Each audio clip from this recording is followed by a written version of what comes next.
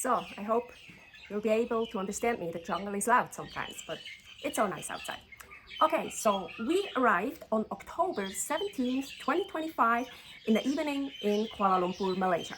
And we left early morning on October 29th. So there were only 11 days, but a lot was going on in that short time. On October 20th, 2025 was Diwali, actually Deepavali, one of the biggest Hindu festivals. Malaysia is so multicultural and it has a lot of Indians. Islam is recognized as an official religion, but there is also Hinduism, Buddhism, and Christianity that are recognized as well. So the official holiday was on Monday, October 20th, 2025, but it gets celebrated for 5 days. So during our move with mainly trains from Phnom, Thailand to KL, Kuala Lumpur, Malaysia, there were so many people traveling as well. Here is the first part, the video of our move from Phnom, Thailand to KL, Malaysia. Deepavali is the festival of lights. It symbolizes the victory of Dharma over Adharma, light over darkness, good over evil, knowledge over ignorance. In the evening and at the night of the 20th, lots of fireworks were going on. But most of them we couldn't see because Kuala Lumpur has so many high-rises, so you can hear them, but you can't see them. But there were some we could also see because they got fired off like very close from where we were living, so we could see them. So not just Deepavali was going on while we were in KL. From October 26th through the 28th, 2025, the Asan, I don't know how to pronounce it, ASEAN, ASEAN Summit was going on. So leaders and delegates from ASEAN countries, including key partners such as China, Japan, and the USA, meet and discuss regional and global issues. ASEAN members are Brunei, Cambodia, Indonesia, Laos, Malaysia, Myanmar, Philippines, Singapore, Thailand, Vietnam, and as of October 2025, Timor-Leste. It's held twice a year and the location changes each year. And of course, it had to be in KL right at that time when we were there. So they said people should avoid freeways. We were so lucky. So the summit ended on October 28th. We had to go to the airport on October 29th. Fuck, so lucky. The Wi-Fi where we lived was fine during the Deepavali event, but on Saturday, October 25th, it was horrible. And then it was not working at all. Well, but just for that day, so it was okay. Well, it wasn't our... There's that one bird, or what kind of bird that is so fucking loud? Well, it wasn't our first time in Malaysia. We already spent some time more up north in Penang. Here is the video about that. It was so nice to be able to flush the toilet paper again. Generally, all over Malaysia, it is okay to flush the toilet paper. So I guess we also did that when we were up north in Penang. Honestly, I can't remember, and I don't think I wrote it down. So much is happening in our life, so I can't remember. Lots was going on when we were in KL, but actually I didn't really see much of KL.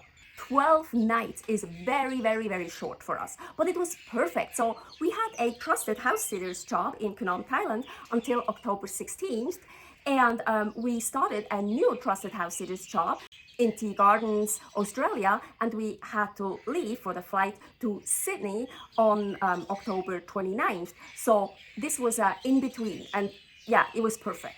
It was actually so fucking cool that we got another seat in between those dates, and in KL, in Kuala Lumpur, where we booked the flight from anyway. So we wanted to fly from KL to Sydney, not from Bangkok, because from Bangkok it's much more expensive. Well, actually, we were only cat-sitting for 6 days, but the hosts were so awesome and let us stay until we had our flight from KL to Sydney. Here is the video about trusted house sitters in Kuala Lumpur, Malaysia. So yes, we were using that time to get ready for Australia. So Paul was trying to find someone to fix his backpack and shoes. And he bought a lot of cables, earphones, electronics, and some supplements. I created and filmed some recipes and fixed and altered clothes. Yeah, actually that one here, it was way too tight here, and here it came up here and it choked me, so I love it. So I altered that. So yes, it was so awesome. Wendy, our host, she let me use her sewing room, her sewing machine. So awesome. That's so much easier than sewing everything by hand. Postcards. So for 10 weeks, I couldn't send any postcards as birthday cards anymore. Actually, no, I did send a batch from Indonesia, but I was so worried that they wouldn't arrive that I didn't send a second batch that I actually wanted to. But to my knowledge, all of the cards I sent from Batam, Indonesia arrived. But postcards to buy, we couldn't find any in Batam, Indonesia. Neither in Phnom, Thailand.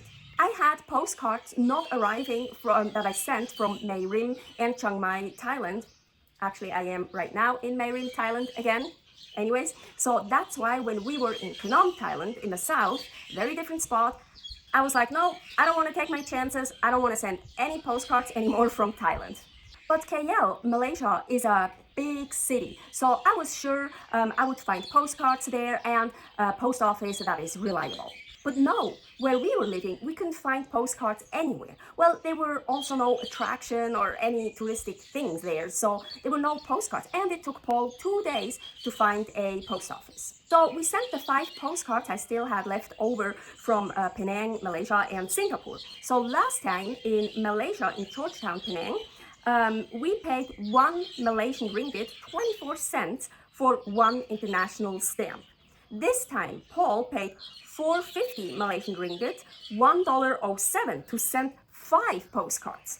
So 90 Malaysian cents.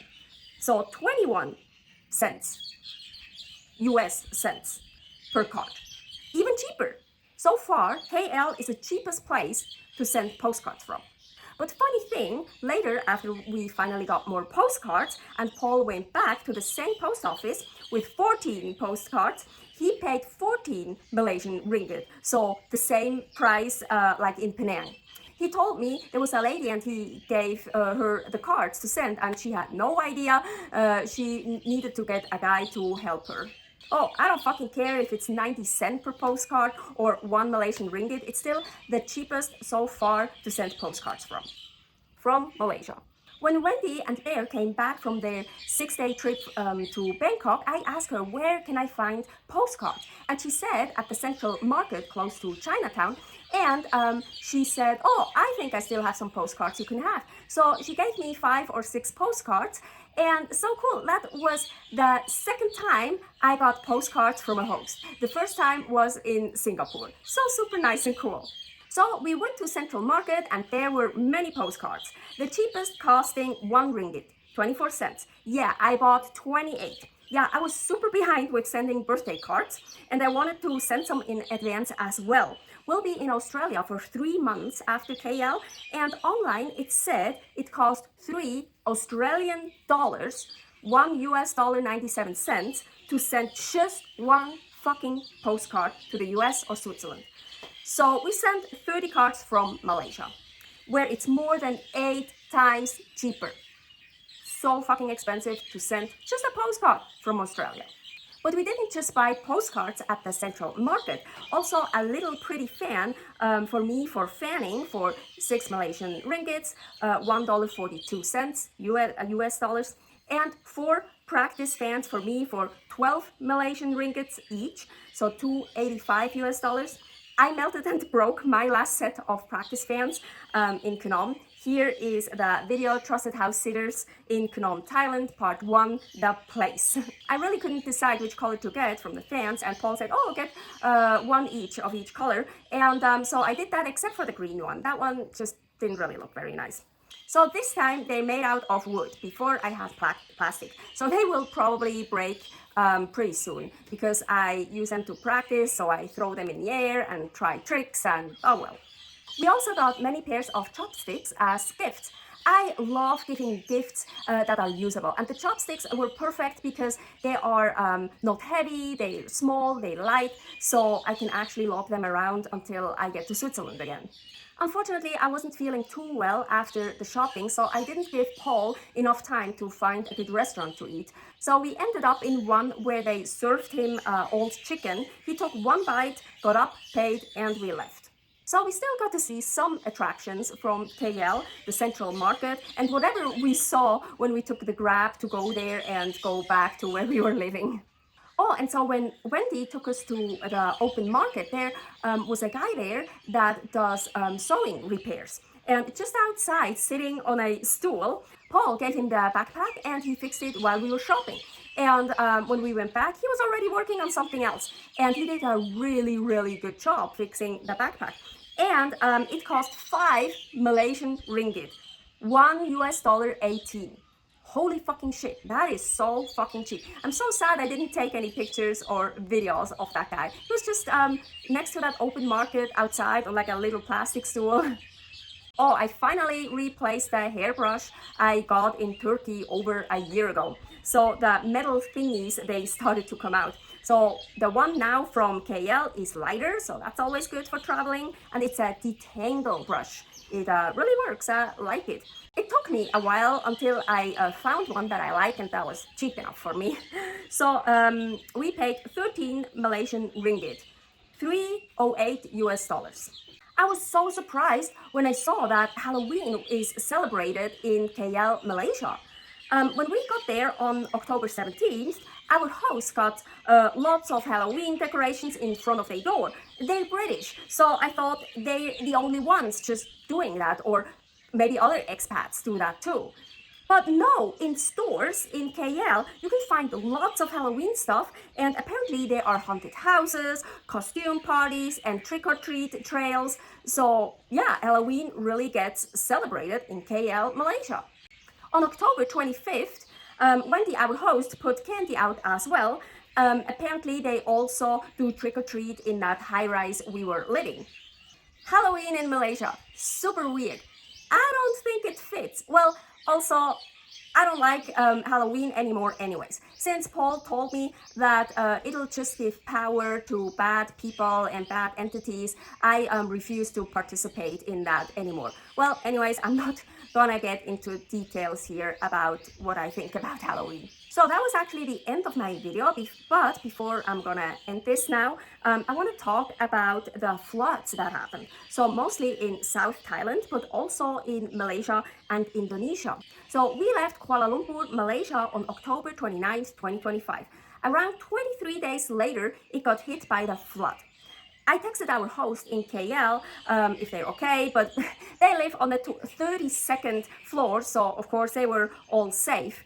And I think KL didn't get hit as badly as, for example, Hat Yai in Thailand.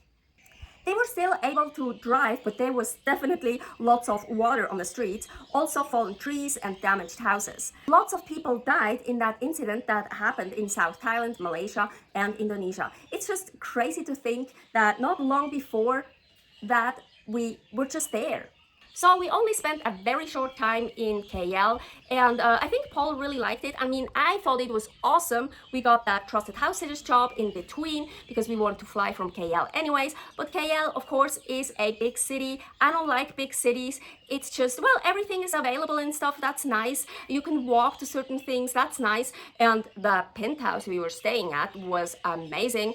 But I like stuff like this so much better. Stay happy, stay healthy, stay safe.